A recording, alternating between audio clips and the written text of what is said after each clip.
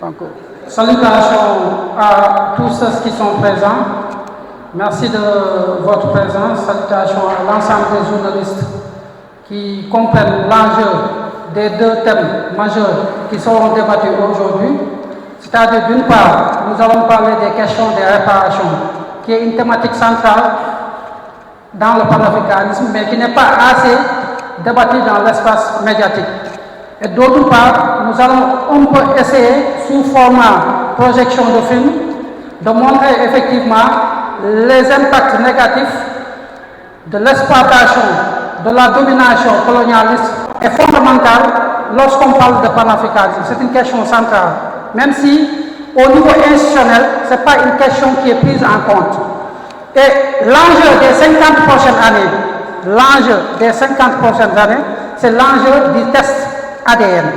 Pourquoi le test ADN devient l'enjeu des 50 prochaines années? Parce que tout simplement, il y a un mouvement international des réparations, le MUR, qui a été initié par des afro-descendants, qui consiste d'une part à réclamer les réparations, parce qu'avec la loi Toubira de 2001, effectivement, l'esclavage a été considéré comme étant un crime contre l'humanité.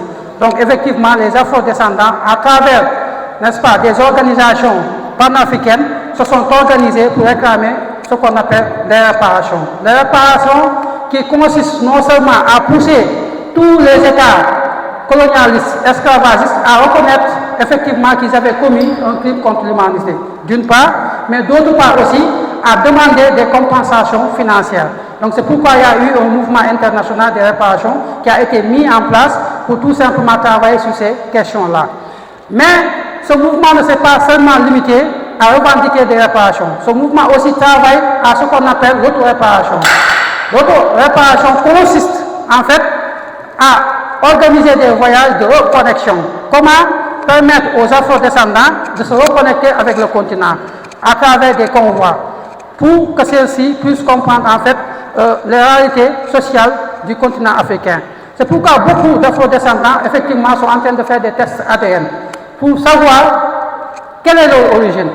Sont-ils d'origine béninoise, sont-ils d'origine ghanéenne, sont-ils d'origine togolaise, sont-ils d'origine sénégalaise, ainsi de suite, ainsi de suite. Et c'est pourquoi vous voyez ces deux questions sont très bien traitées au niveau du Ghana et au niveau du Bénin. Parce que n'oubliez pas effectivement que c'est le président Kwame Nkrumah qui avait lancé une vaste campagne du retour pour permettre à tous les afro-descendants qui souhaitaient prendre la nationalité ghanéenne et de s'installer au Ghana, d'avoir des facilités du point de vue des procédures et du point de vue institutionnel. Et tout récemment, on a vu qu'effectivement le président béninois aussi est en train de travailler sur cette question-là. Au niveau du Sénégal, cette question n'est pas suffisamment en public. Et au niveau institutionnel, c'est quasi inexistant des espaces de ces questions de réparation pour permettre effectivement à ces afro-descendants-là de pouvoir effectivement avoir la nationalité sénégalaise, de pouvoir s'installer au Sénégal et probablement de participer à toutes les luttes progressistes sociales au niveau du Sénégal. Donc c'est pourquoi nous, fondamentalement, nous pensons qu'il faut mettre l'accent sur ces deux questions-là, la question des réparations, mais aussi montrer l'impact en tout cas de l'esclavage, de la colonisation et du néocolonialisme, n'est-ce pas, sur notre écosystème, sur la vie sociale, n'est-ce pas, des peuples africains. Donc on va lire le communiqué qui est adressé à cet effet.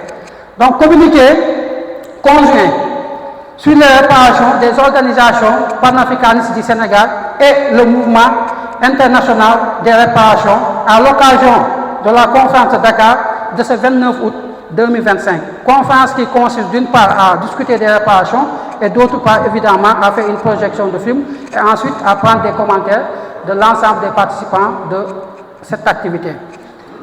Les organisations panafricanistes du Sénégal se battent depuis des décennies pour débarrasser notre pays de l'occupation impérialiste des forces militaires françaises.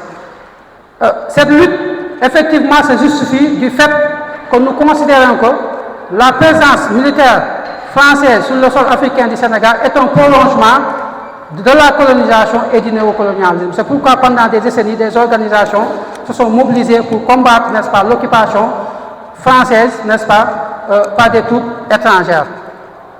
Alors, le 17 juillet 2025, effectivement, il y a eu un événement symbolique, c'est-à-dire le retrait des 350 éléments français qui restaient sur le sol africain du Sénégal. Donc ça s'est passé, n'est-ce pas, le 17 juillet 2025, 350 éléments français qui restaient au Sénégal ont été, n'est-ce pas, retirés du territoire national. Mais nous pensons que cet acte symbolique n'est pas suffisant, parce qu'il ne faut pas être dans le discours officiel qui consiste à nous faire croire que les bases militaires françaises sont parties. 350 éléments français qui restaient sur le sol sénégalais sont partis. Mais l'influence militaire française au Sénégal est encore plus que jamais présente. Donc c'est pourquoi nous pensons effectivement qu'aujourd'hui il faut dénoncer les accords militaires. Tant que nous ne dénonçons pas les accords militaires, nous pensons qu'il y a encore une influence militaire de la France sur le Sénégal. Cette influence est un moyen de pression par rapport aux initiatives progressistes de la société civile panafricaine. Cependant, bien que notre objectif principal soit atteint, c'est-à-dire l'objectif principal qui consistait effectivement à ce qui est le retrait des troupes d'occupation françaises sur le sol africain du Sénégal, cet objectif principal est atteint, mais nous devons continuer effectivement à débattre, n'est-ce pas, des types d'accords militaires que le régime actuel peut signer avec, n'est-ce pas, l'État français. Et je pense que lors de la visite du président Bassirou Diomaye hier en France, il a évoqué cette question en parlant de partenariat sur le plan sécuritaire, n'est-ce pas, et sur le plan économique, et ainsi de suite.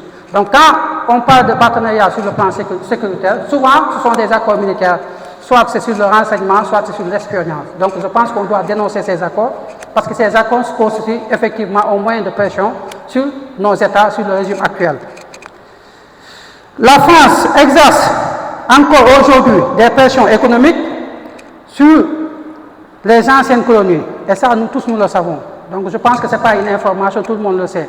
Aujourd'hui, au Sénégal, nous avons plus de 300 entreprises françaises qui contrôlent l'économie sénégalaise, qui ont le monopole pratiquement sur tous les secteurs stratégiques. Qu'il s'agisse du secteur des finances, c'est-à-dire les banques et services, qu'il s'agisse du secteur de la télécommunication, qu'il s'agisse, n'est-ce pas, du secteur du tourisme et de l'hôtellerie. La plupart des hôtels que vous voyez au Sénégal, ce sont des hôtels qui sont contrôlés par les Français. Donc ça aussi, il ne faut pas qu'on soit naïf. Donc il y a cette influence économique, il y a aussi ce contrôle stratégique de notre économie par la France. Et je pense que sur ce point, nous devons continuer à dénoncer cette influence économique de la France. Compte tenu de ces facteurs, les organisations panafricanistes du Sénégal et le MIR, le Mouvement international des réparations, annoncent leur intention de travailler en synergie pour continuer à revendiquer les réparations du point de vue moral, du point de vue historique, mais aussi sur le plan des compensations financières.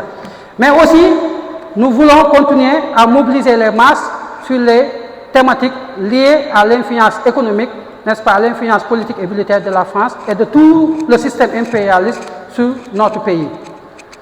En 2025, les mouvements de réparation rassemblent les pays africains qui continuent d'exiger à l'État colonialiste français des compensations financières. Parce que nous voulons que toute l'Afrique, toutes les autorités africaines, toutes les institutions africaines se mobilisent autour de ces questions de réparation-là et continuent à travailler à ce que l'influence militaire, l'influence politique et l'influence diplomatique de la France soient à jamais, n'est-ce pas, anéanties sur le sol africain de façon globale. Les réparations qui peuvent prendre diverses formes allient des compensations financières à la restitution des objets d'art et ça fait partie en tout cas de la dynamique politique actuelle de l'ensemble des mouvements panafricanistes. Donc en gros, c'est ça le communiqué de l'ensemble des organisations panafricaines du Sénégal et du MIR, le mouvement international pour les réparations. Donc fait à Dakar le 29 août 2025. Merci.